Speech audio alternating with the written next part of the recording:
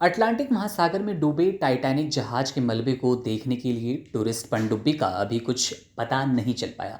हालांकि ocean gate ने एक जानकारी साझा की है और उन्होंने बोला है कि उन 5 लोगों को जो कि समुद्र में टाइटन पनडुब्बी के सहारे जहाज टाइटैनिक के मलबे को देखने गए थे, उनको मृत समझा जाए। इसके बाद अब जानकारी ये भी सामने आ रही है कि पनडुब्बी में विस्फोट हुआ, जिसके चलते अब वो 5 लोग हमारे बीच नहीं हैं।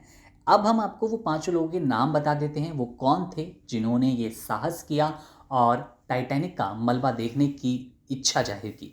इसमें सबसे पहला नाम स्टॉकटन रश का है। लापता हुई पनडुब्बी में ओशन गेट के सीईओ स्कॉटकन रश भी सवार थे। बता दें कि इस पनडुब्बी का संचालन ओशन गेट ही करती है और कंपनी पर्यटकों को समुद्र के सबसे गहरे क्षेत्रों में ले जाती है। इस कंपनी की स्थापना साल 2009 में हुई थी, लेकिन रश ने अपना करियर साल 1981 में दुनिया के सबसे कम उम्र के जेट ट्रांसपोर्ट रेटेड पायलट के तौर पर शुरू किया था। तब उनकी उम्र मात्र 19 साल थी। बता दें कि ओशन गेट टाइटैनिक जहाज का मलबा दिखाने के लिए कंपनी लोगों को 8 दिन की यात्रा करवाती है और 2 करोड़ रुपए से भी अधिक की राशि लेती है। न्यूफाउंडलैंड के तट से जहां टाइटैनिक का मलबा है, वो जगह 600 किलोमीटर दूर स्थित है। अब दूसरा नाम आता है इसमें शहजादा और उनके बेटे सुलेमान दाऊद का। इस पनडुब्बी में पाकिस्तानी अरबपति शहजादा दाऊद और उनके बेटे सुलेमान दाऊद भी सवार थे। 48 साल के शहजादा दाऊद की बात करें तो उनकी गिनती पाकिस्तान के सबसे अमीर लोगों में होती है।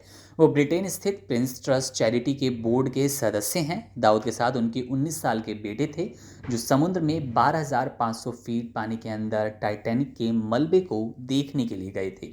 लिस्ट में चौथा नाम है हामिश हॉर्डिंग का। 58 साल के ब्रिटिश कारोबारी हामिश हॉर्डिंग भी उन 5 लोगों में हैं जो पनडुब्बी में सवार थे। वे 3 बार के गिनीज वर्ल्ड रिकॉर्ड धारक हैं।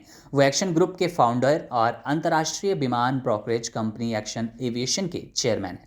इस कंपनी का मुख्यालय दुबई में है। साल 2017 में हॉर्डिंग ने अंटार्कटिका, जो वीआईपी पर्यटन कंपनी है, वहां वाइट डेजर्ट के साथ काम किया था। अंटार्कटिका में गल्फ स्ट्रीम G550 का उपयोग करते हुए उन्होंने पहली रेगुलर बिजनेस जेट सेवा शुरू की। उन्होंने वीकेंड में टाइटैनिक के मलबे को देखने के लिए जानकारी सोशल मीडिया पर शेयर की। साल 2004 में एक्सन एविएशन स्थापना करने से पहले हॉर्डिंग ने बेंगलुरु में 5 साल बिताए। यहाँ उन्होंने एक लॉजिस्टिक कंपनी में मैनेजिंग डायरेक्टर के रूप में काम किया। लिस्ट में 5वां और आखिरी नाम आता है पॉल हेनरी नार्गलेट का। पॉल हेनरी नार्गलेट को मिस्टर टाइटैनिक के नाम से भी जाना जाता है। 77 साल के ये थे और नार्गलेट ने पनडुब्बी के चालक सदस्यों में से एक थे। उन्होंने फ्रांस की नौसेना में 25 वर्षों से अधिक सेवा दी। उन्हें पूरी दुनिया में गोता लगाने का अनुभव हासिल था और उन्होंने इस बारे में खुलकर बातचीत की कि वे सागर में दुर्गम जल स्थलों तक गए हैं। नार्गलेट ने RMS टाइटैनिक के मलबे का पता लगाने के लिए पहले 30 से अधिक बार गोताखोरी की थी।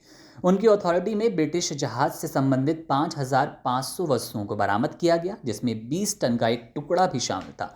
मौजूदा समय में वे लॉस एंजलिस में रखा गया है।